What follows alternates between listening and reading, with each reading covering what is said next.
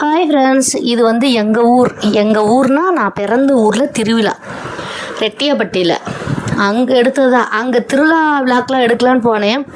But நாங்கள் வந்து அங்கே போகிற நேரம் வர நேரம், ஆனால் சாமியெல்லாம் வரப்போ இருந்தேன். ஆனால் வீடியோ எடுக்க முடியலை, கூட்டம் நிறையா இருந்துச்சு, எடுக்கவும் முடியலை. அதுக்கப்புறமா மறுநாள் இது வந்து எடுத்தது வந்து வியாழக்கிழமை, சாமி வந்து பூஞ்சோலைக்கு போகும்ல, அன்னைக்கு எடுத்தது தான். அன்னைக்கு வந்து எங்கள் ஊர் பசங்கள்லாம் சும்மா ஆட்டம் கெத்தாக ஆடுனாங்க. இந்த பசங்கள்லாம் நாங்கள் கல்யாணம் முடிஞ்சு இந்த பின்னாடி பிறந்த பசங்க அப்படி தான். அப்புறம் அந்த பசங்க ஆடுறத பார்த்துல ரொம்ப சந்தோஷமாக இருந்துச்சு. முதல் நாள் நாங்கள் திருவிழாவுக்கு போகிறப்பேவும் நாங்கள் வந்து அங்கே பழைய எங்கள் அம்மாவோட ஃப்ரெண்டு இவங்கெல்லாம் பார்க்கும்போது அவங்க வந்து அத்தை வேணும், அவங்கள பார்த்துட்டு இருக்கும்போது என்னத்தை என்னை தெரியலையா அத்தை அப்படின்னு அத்தை பார்த்தாங்க. இப்படி எனக்கு தெரியல அத்தை அப்படின்னு. தெரியுது இத்தனை மருமகளை தெரியாதா அப்படின்னு சொல்லிட்டு அந்த திருவிழானாவே எங்கள் சித்தி இவங்க எங்கள் அம்மாச்சியெல்லாம் என்ன செய்வாங்கன்னா, எங்கள் அப்பா வந்து அவ்வளோ ட்ரெஸ் எல்லாம் எடுத்து தர மாட்டார், அவங்க தான் எடுத்து கொடுப்பாங்க. சித்தி தாத்தா வீட்டு விவசாயமாக அவங்க வந்துட்டு பருத்தி அந்த கொட்டைமுத்து இந்த இதெல்லாம் எடுத்து எங்கள் வீட்டில் வச்சு தானே உனக்கு ட்ரெஸ் எல்லாம் எடுத்து கொடுப்பாங்கன்னாங்க. ஆமாத்தை எனக்கு தெரியாதா அப்படின்னு நான் சொன்னேன். அதை நினச்சி பார்க்கும்போதே கொஞ்சம் மனசு கஷ்டமாக இருந்தது. அப்போ அப்படியெல்லாம் இருந்தோமே அப்படின்னு சொல்லிட்டு அதுக்கப்புறம் என் தங்கச்சி இவங்களாம் பார்த்தோன்னே எனக்கு அந்த இதை மறந்துட்டேன். நான் என் மருமக, என் மயன், என் பேர பிள்ளையே எல்லாருமே தான் போயிருந்தேன். எங்கள் வீட்டுக்காரர் வரல திருவிழாவுக்கு, நான் வரலேன்ட்டார். அவருக்கு சாப்பாடு மட்டும் எடுத்துகிட்டு வந்து கொடுத்தோம்.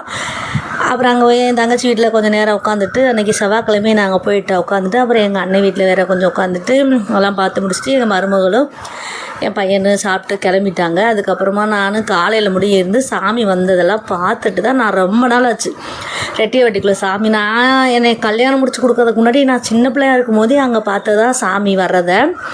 இப்போ வந்து சாமி வர்றதை பார்த்துட்டே போகணும் அப்படின்னு இருந்தேன். நான் இல்லைப்பா திருப்பி வீட்டுக்கு வரேன் அப்படின்னே. எங்கள் மருமக வந்து சொல்லிச்சு, இல்லைத்த நீங்கள் இருந்தே பார்த்துட்டு வாங்க அப்படின்ச்சு. இல்லைப்பா நீங்கள் போயிட்டு இறங்கிட்டு வண்டியை அனுப்பிச்சுட்டு தம்பியை நான் வரேனே. அதுக்கப்புறம் என் மையன் நீங்கள் இங்கே இருக்க வேணாம் வாமா தம்பியை பார்க்கணும் அப்படின்னு சொன்னேன். அதுக்கப்புறம் திருப்பி ஃபோனை போட்டு இருமா நாங்கள் பிள்ளைய பார்த்துக்குறோம் அப்படின்னு சொன்னோன்னே எனக்கும் கொஞ்சம் சந்தோஷமாக இருந்துச்சு. அதுக்கப்புறம் நான் இருந்தேன். ஆனால் படுத்தா தூக்கமே வரலங்க, கொசு கடி வேற தாங்க முடியல. வேணா எங்கள் அண்ணன் வீட்டில் வீடு கட்டிட்டு இருக்காங்களா, சும்மா அந்த சிமெண்ட்டு முடை இதெல்லாம் அடிக்கிறாங்களா, அந்த வெளியில் அந்த ஃபோட்டிக்கோ மாதிரி இருக்குல்ல, அதில் தான் படுத்துருந்தோமா, கொசு கடி வேற தாங்க முடியல. அதுக்கப்புறமா நான் எந்திரிச்சு வீட்டுக்கு போகலான்னு பார்த்தேன். அதுக்கப்புறம் சாமி வருது அப்படின்னாங்களா, அப்புறம் சாமி வருதுன்னு சாமியை கும்பிட்டுட்டு போகலாம் அப்படின்ட்டு சாமி வந்துச்சு. சாமியை கும்பிட்டு அப்புறம் பையனுக்கு ஃபோன் பண்ணேனே வந்து என்னையை கூப்பிட்டு வீட்டுக்கு வந்துட்டியா. அதுக்கப்புறமா நாங்கள் குளிச்சு எல்லாம் கிளம்பி காலையில் ஒரு 9:30க்கெல்லாம் போயிட்டோம். போனோன்னே எங்கள் அண்ணி எங்கள் அத்தாச்சி இருந்துட்டு சாப்பிடுங்க அப்படின்னாங்க. இல்லை நாங்கள் போய் சாமி கும்பிட்டு வந்து சாப்பிட்றோம் அப்படின்னு சொல்லிட்டு போய் சாமியை கும்பிட்டு வந்துட்டு இட்லியும் கறி குழம்பு வச்சாங்க. அதுக்கப்புறம் நாங்கள் சாப்பிட்டு அப்புறமா என் தங்கச்சி வீடு, என் தங்கச்சி ஒரு சின்ன சட்டி எடுத்தாங்க. இன்னொரு தங்கச்சி வந்திருந்தாங்க, அதுக்கு பிள்ளைங்க எல்லாமே வந்துருந்துச்சா. சரி நான் அங்கே போயிட்டோம். அங்கே போய் கொஞ்ச நேரம் உட்காந்து பேசிகிட்டு இருந்துட்டு அதுக்கப்புறமா சரி நாங்கள் அங்கே போகிறோம்மா அப்படின்ட்டு. எங்கே போனாலும் வெயில் தாங்கவே முடியல. வெயில் அடிக்க எப்படி சொல்கிறது, ஒரு மாதிரி வருது. அது வச்சு நான் என்ன செஞ்சுட்டு நைட்டு முடிச்ச வச்சு வந்து படுத்து தூங்கிட்டேன். மருமக எழுப்பாச்சு, எந்திரிக்கவே இல்லை. அதுக்கப்புறம் அவங்களாம் சாப்பிட்டாங்க மத்தியான சாப்பாடு. என்னை எழுப்புனாங்களா, என்னை எந்திரிக்கவே இல்லை. எந்திரிக்காமல் அப்புறம் எந்திரிச்சு சாப்பிட்டு கொஞ்சோண்டு இங்கே அப்படின்னே சாப்பிட்டு அதுக்கப்புறமா என் தங்கச்சி தீச்சட்டி எடுத்தாங்க. அங்கே போனோம். அங்கே போய் சட்டி எடுக்கிறப்ப அவங்க கூட போயிட்டு அப்புறம் அந்த வீட்டுக்கு வர குள்ள நேரம் ஆயிடுச்சு. என் தங்கச்சி வீட்டில் சாப்பிடலே, அவங்க ஃபோன் பண்ணி கூப்பிட்டாங்க. அவளுக்கு சரி என் தங்கச்சி வீட்டுக்காரர் வேறு கோச்சுக்குள்ளன்ட்டு அப்புறம் நாங்கள் அங்கே போய் சாப்பிட்டு என் வீட்டுக்காருக்கு அங்கேயே சாப்பாடு எடுத்து கொடுத்துட்டு என் தம்பி பொண்டாட்டி எங்கள் கூட வந்தால் அவளும் வந்து சாப்பிட்டு அதுக்கு என் பையன் வந்து முன்னாடி சாப்பாடு கொடுத்துட்டு வந்து பிரியா பிள்ளைகள்லாம் கூப்பிட்டு போய் அங்கே இறக்கி விட்டு அதுக்கப்புறமா தான் நான் வந்துட்டு மறுநாளும் போக வேண்டியதாகிடுச்சு. போகலாம் அப்படின்ட்டாங்க. சரின்ட்டு போகலாம் அப்படின்ட்டு நானும் கிளம்பி மறுநாள் ஒரு 2 மணியை போனேன். போய் மீன் குழம்பு வச்சுருந்தாங்க, சாப்பிட்டு அப்போ தான் உட்காந்துருக்கும்போது என் தம்பி பொண்டாட்டி ஃபோன் போட்டேன், அத்தாச்சி இங்கே வாங்க அப்படின்னு. என்னம்மா அப்படின்னு. இங்கே வாங்க பசங்கள்லாம் டான்ஸ் ஆடுறாங்க அப்படின்னு சொன்னேன். சரின்னு பார்த்தா அப்புறம் கெத்த மாதம் டான்ஸ் ஆடிட்டு இருந்தாங்க. அதுக்கப்புறம் பார்த்திங்கன்னா ஒரு சரியானதுங்க கல்யாணம்லாம் லேடிஸ்க்கும் சென்ஸுக்கு இல்லை, ஒரு சென்ஸும் பையனும் கல்யாணம் பண்ணிக்கிட்டாங்க. பொம்பளை கெட்டப்பில் வந்துருந்தா கல்யாணம் பண்ணிகிட்டு இருக்காங்க பாருங்கள்.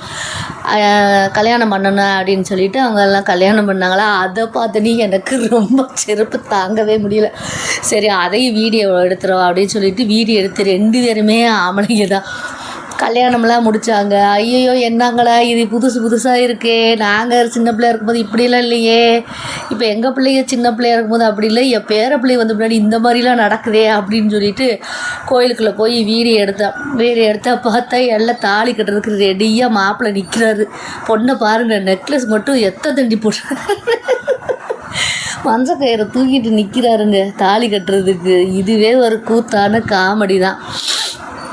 கட்டிட்டாரு, டும் டும் டும் டும் டும் டும் டும்னு கட்டி முடிச்சுட்டு அவங்க பார்த்தீங்கன்னா ரொம்ப கெத்தா மாதம் வெளியில் வந்தாங்க. என்னடா நம்ம சின்ன பிள்ளையா இருக்கும் போதெல்லாம் இந்த மாதிரிலாம் கிடையாதே, இப்போ என்னடா புதுசாக இருக்கேன்னு எனக்கே ஒரு ஆச்சரியமாக போச்சு. நாங்கள் வந்து எங்கள் அப்பா அம்மாவுக்கு பின்னாடி எங்கள் தாத்தா வீட்டு அந்த திருவிழாவுக்கே நான் போனதில்லை. என் பையன் சின்ன பையனாக இருக்கும்போது போனேன். அதுக்கப்புறம் அவ்வளோதான் அந்த ஊர் அப்படின்னு நான் நினச்சிட்டு இருந்தேன். என் தங்கச்சி இவங்க இருப்பாங்க, இருந்தாலும் கூப்பிடுவாங்க. நான் அவ்வளோவா போனது இல்லை. அதுக்கப்புறம் பார்த்தீங்கன்னா எங்கள் பிரியாவை கல்யாணம் பண்ணிட்டு வந்தோடனே அந்த உறவு வந்து தொடர்ந்துருச்சு அப்படியே. அப்புறம் எங்கள் அண்ணன் பசங்க வந்து கூப்பிட ஆரம்பிச்சிட்டாங்க, என் தம்பி இவங்கெல்லாம் கூப்பிட ஆரம்பிச்சிருவாங்க. சரின்னு சொல்லி அப்படியே அந்த திருவிழாவுக்கு போக வர இப்போ வந்து மறுபடியும் புதுப்பிச்சாச்சு. இப்போ நான் தொடர்ந்து 3 வருஷமாக அந்த ஊர் திருவிழாவுக்கு நான் போயிட்டு தான் இருக்கேன். எந்த ஊர்னால் என் பிறந்த ஊருக்கு தான். அங்கே பார்த்தா இல்லாத வேடிக்கை இல்லை, நல்ல காமெடி. இன்னொரு ஜோடி வேறு வந்துருச்சுங்க, பொண்ணு மாப்பிள்ளை. இவங்க வந்து தாலியெல்லாம் கட்டிக்கல, இவங்க வந்து சும்மாவே லேடிஸ் கட்டப்பு சென்ஸு அவர் கணவர் மனைவி மாதிரி வந்து உள்ளே வந்து மாலையெல்லாம் மாற்றுறாங்க, ஆனால் தாலியெல்லாம் கட்டிக்கல. இதெல்லாம் உங்கள் ஊரில் நடந்துச்சா அப்படின்னு சொல்லி கமெண்டில் சொல்லுங்கள். அவங்க வந்து கொடையெல்லாம் பிடிச்சிருக்காங்க பொண்ணு மாப்பிள்ளை.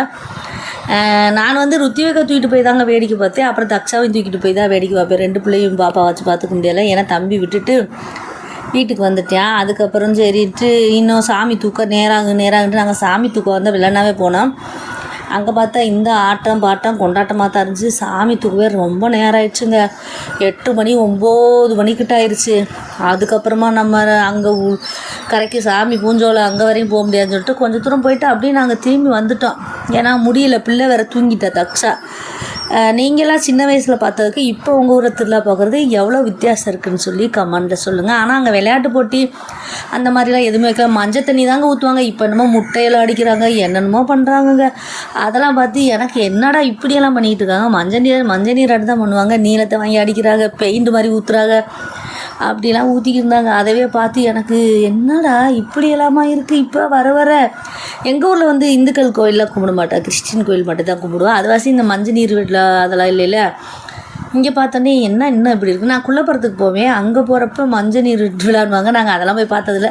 அங்கே வந்து சாமி வந்து இப்படி தூக்கிட்டுலாம் வர மாட்டாங்க, அந்த சிலை உள்ளே இருக்கிறது தானே. இது வந்து பூஞ்சோலைக்கு போகிறது. சாமி அப்பயே செஞ்சு கொண்டு வந்தால் இது பண்ணுவோம். உங்கள் ஊர்லலாம் எப்படியெல்லாம் சாமி கும்பிட்டுன்னு சொல்லுங்கள். ஓகே, பாய், டாட்டா.